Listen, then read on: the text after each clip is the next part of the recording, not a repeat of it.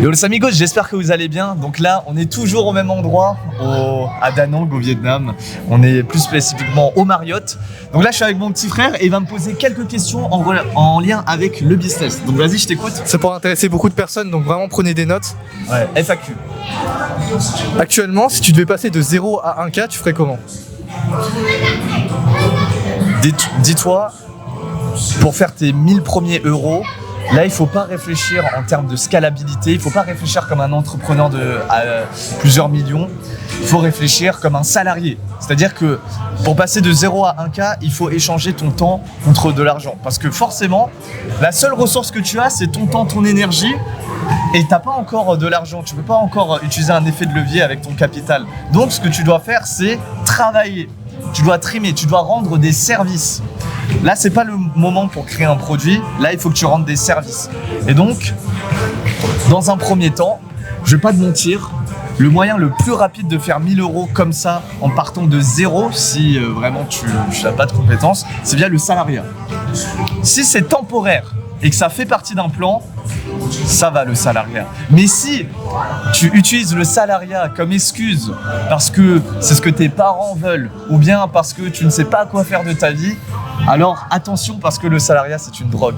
Et une fois que tu as goûté au salariat, tu en voudras encore et encore, même si c'est difficile, même si tu as un mal-être, même si tu es en dépression. Pourquoi? Parce qu'il n'y a pas d'autre alternative. Si tu n'as pas la vision et que tu utilises les études et le salariat comme un passe-temps en attendant de trouver une passion, t'es mort. Donc, si tu veux faire 1000 euros, je vais pas te mentir, le plus rapidement, c'est le salariat. Maintenant, si tu veux faire 1000 euros, pas forcément le plus rapidement, mais de la manière la plus intéressante, là où ça va te permettre d'évoluer sur le long terme.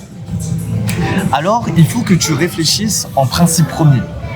Principe premier du business, c'est quoi? C'est, il y a un mec, il a un problème, toi, tu as la solution et tu vas lui vendre cette solution.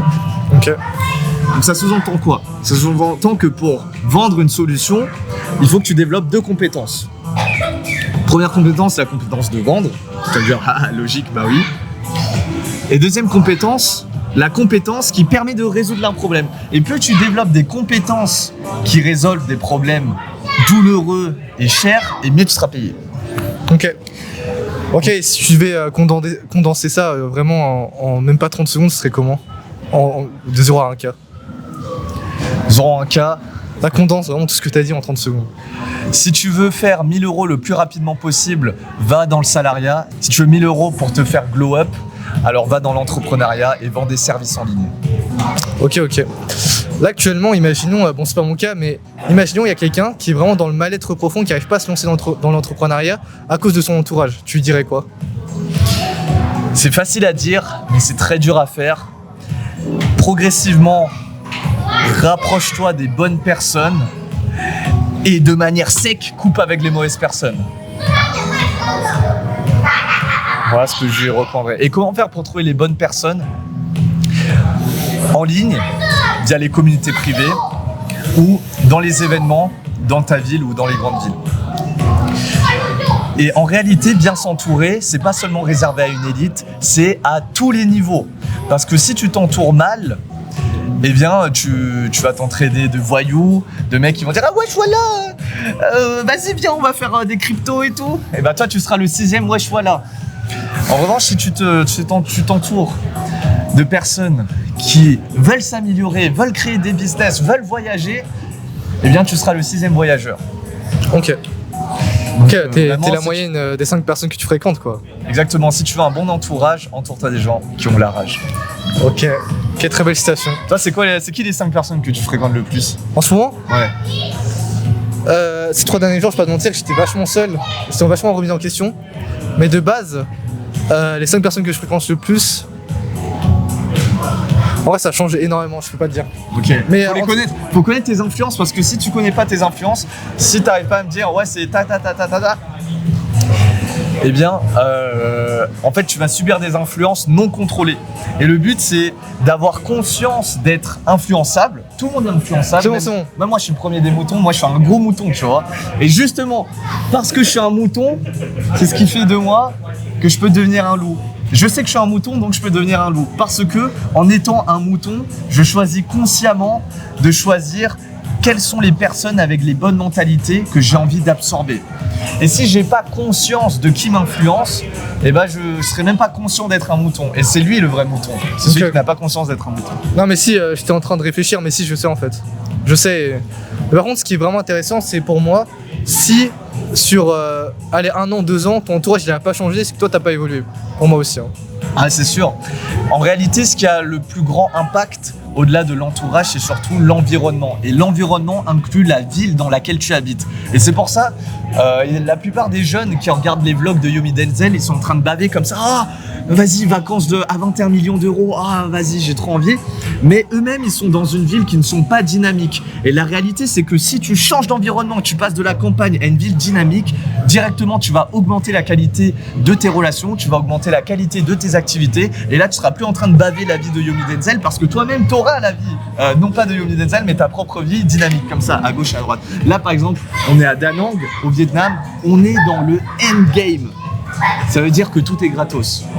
Donc, tu vois, ça dépend de la ville dans laquelle tu te trouves. Ok, ultra intéressant. Oh, il y a un super drone. You can film the drone, bro.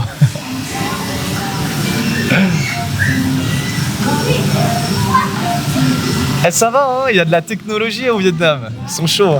C'est pas un pays sous-développé. Hein. Vas-y, repose ta question. S'il y a une personne qui veut se lancer dans la création de contenu et qui veut pas montrer son visage, est-ce que tu l'inciterais à montrer son visage en lui donnant des arguments pourquoi c'est bien, ou tu l'orienterais vers une niche faceless? Ça dépend. Si c'est un petit jeune qui n'a pas confiance en lui, alors je lui dirais n'hésite pas à montrer ton visage parce que la création de contenu, c'est un reflet direct de toi-même. Et donc, ça va te forcer à paraître plus confiant et à améliorer ton apparence. En revanche, si tu es un entrepreneur multimillionnaire qui veut garder un certain anonymat et qui veut pas montrer sa tête sur les réseaux, et bah là, ouais, fais des podcasts et reste en faceless. Ok. Toi qui as actuellement 3 millions d'abonnés cumulés sur les réseaux sociaux, qu'est-ce que tu donnerais comme conseil à quelqu'un qui veut passer de 0 à 10K abonnés le plus rapidement possible? Je dirais, si tu te focalises uniquement sur les abonnés, alors tu vas rater ton challenge d'abonnés. Il faut que tu te focalises sur l'audience. C'est très différent. Quand tu te focalises sur tes abonnés, tu te focalises sur toi. Toi, tu as 10 000 abonnés. Alors que quand tu te focalises sur l'audience, tu te focalises sur combien de personnes je peux aider. Et en réalité, quand tu te focalises sur l'audience et que tu te focalises sur combien de personnes tu peux aider, indirectement, c'est là où tu vas attirer des gens. Parce que les gens vont sentir que tu n'es pas là juste pour toi, ta gloire personnelle. Ils vont sentir que tu es vraiment là pour les aider. Donc, focalise-toi sur l'audience et pas sur les abonnés. C'est très différent. Est-ce que selon toi, c'est ok d'être en couple et en même temps de travailler sur son business?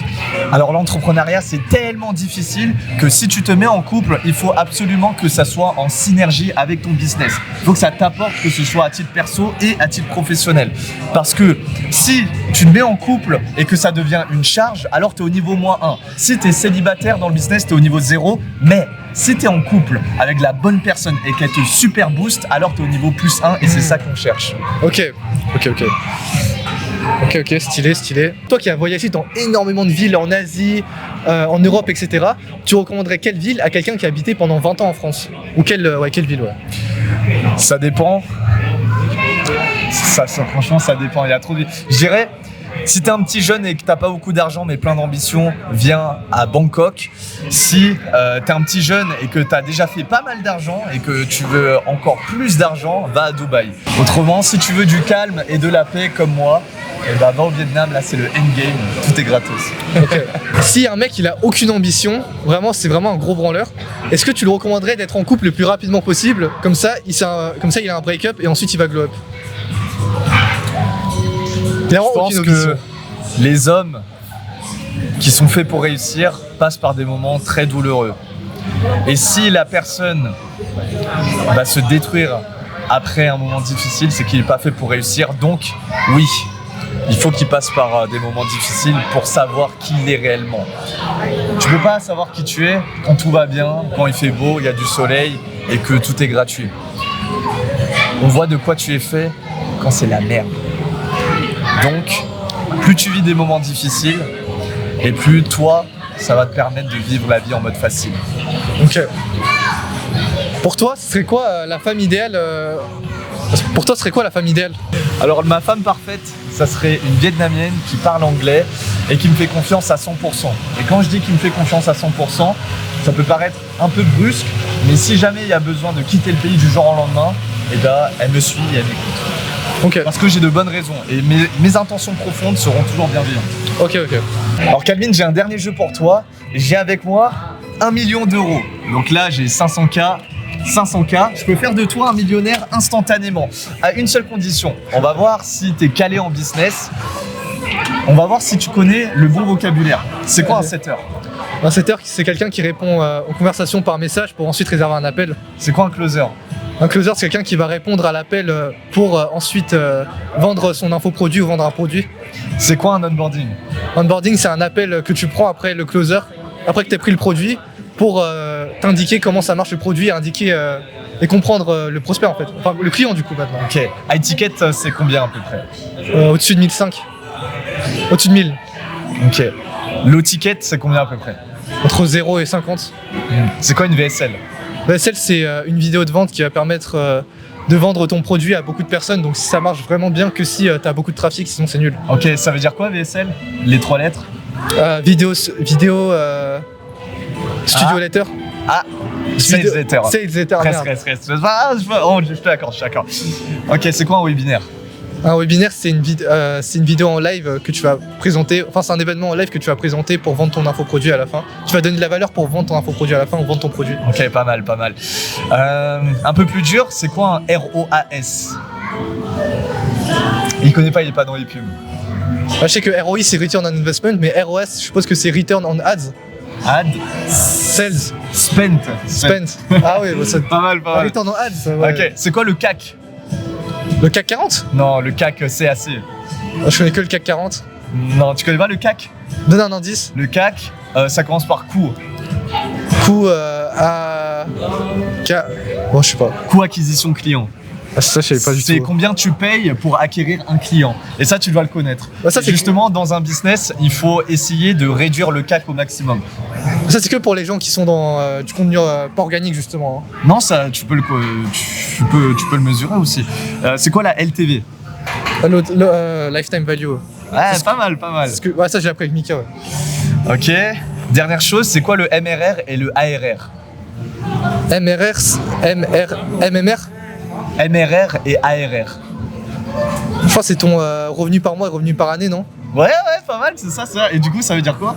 Months, je sais pas, RR, je sais pas ce que c'est. Monthly Recurring Revenue. Ah. Annually Recurring Revenue. Ouais, pas mal. Allez, je te l'accorde, t'es millionnaire. Let's go, les gars. C'était Mister Brimac. Si t'as aimé cette vidéo, n'hésite pas à t'abonner. Il y aura d'autres vidéos business comme ça. Abonnez-vous, les gars.